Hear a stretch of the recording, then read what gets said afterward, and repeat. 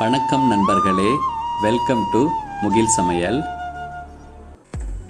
வாங்க மக்களே, முட்டையை வச்சு தான் இன்றைக்கி ஒரு ரெசிபி செய்ய போகிறோம். ரொம்ப சூப்பராக இருக்கும், ரொம்ப அட்டகாசமாக இருக்கும். உடச்சி விட்ட முட்டை தொக்கு, உடச்சி விட்ட முட்டை குழம்பு. நீங்கள் இதை எப்படி வேணாலும் வச்சுக்கலாம். நீங்கள் ட்ரை பண்ணிட்டு எப்படி இருக்குன்னு சொல்லுங்கள். வாங்க எப்படி செய்கிறதுன்னு பார்க்கலாம். ஒரு கடாய் வச்சுக்கலாம். அதில் 2 கரண்டி மல்லாட்டெண்ணெய் ஊற்றிக்கலாம், அதாவது கடலை எண்ணெய்.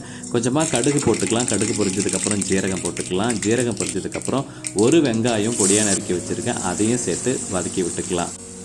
பொடியாக நறுக்கின இஞ்சி கொஞ்சம் சேர்த்துக்கலாம். பொடியாக நறுக்கின பூண்டு தாராளமாகவே எடுத்துக்கோங்க. 2 பச்சை மிளகா, கொஞ்சமாக கருவேப்பிலை சேர்த்து நல்லா வதக்கி விட்டுக்கலாம். ஒரு வெங்காயம் அரைச்சிக்கலாம்.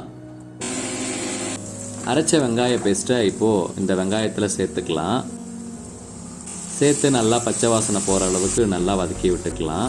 2 மீடியம் சைஸ் தக்காளி எடுத்துருக்கேன், அதை அரைச்சிக்கலாம். அரைச்ச தக்காளி பேஸ்ட்டை வெங்காயத்தோடு சேர்த்து நல்லா மிக்ஸ் பண்ணிக்கலாம். வெங்காயம் தக்காளி நல்லா வதங்கினதுக்கப்புறம் இப்போ நம்ம மசாலா சேர்த்துக்கலாம். 2 கரண்டி குழம்பு மிளகாய் தூள், 1/2 ஸ்பூன் காஷ்மீரி தூள், 1/4 ஸ்பூன் கரம் மசாலா, 1/4 ஸ்பூன் பெருங்காயத்தூள், 1/4 ஸ்பூன் மஞ்சத்தூள், 1 ஸ்பூன் ஜீரகத்தூள் சேர்த்து நல்லா பச்சை வாசனை போகிற அளவுக்கு நல்லா வதக்கி விட்டுக்கலாம்.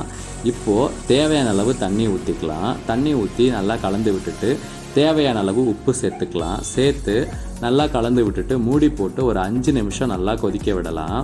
குழம்பு நல்லா கொதித்ததுக்கப்புறம் இப்போ நம்ம முட்டை உடச்சி சேர்த்துக்கலாம்.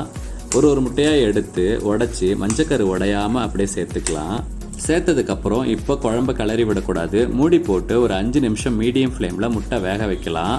மறுபடியும் ஓப்பன் பண்ணி ஒரு முட்டையை அலைக்கா அப்படியே திருப்பி விட்டுக்கலாம். திருப்பி விட்டு ஒரு 3 நிமிஷம் முட்டையை வேக வைக்கலாம். அவ்வளவுதான். ஃபைனலாக தேங்காய் எண்ணெய் கொஞ்சமாக அப்படியே மேலாப்பில் ஊற்றிக்கலாம். பெப்பர் பொடி நல்லா தாராளமாக போட்டுக்கலாம். கொஞ்சமாக எலுமிச்சை சாறு சேர்த்துக்கலாம். நல்லா பொடியாக நறுக்கின கொத்தமல்லியை சேர்த்துக்கலாம். அவ்வளவுதான் ஃப்ரெண்ட்ஸ், உடச்சி விட்ட முட்டை குழம்பு ரெடி ஆயிடுச்சு. வாங்க சாப்பிடலாம். இந்த வீடியோ உங்களுக்கு பிடிச்சிருந்துச்சுன்னா லைக் பண்ணுங்கள், கமெண்ட் பண்ணுங்கள், ஷேர் பண்ணுங்கள். வீடியோவை ஸ்கிப் பண்ணாமல் பாருங்கள். நம்ம சேனலை சப்ஸ்கிரைப் பண்ணிவிடுங்க. Thank you friends.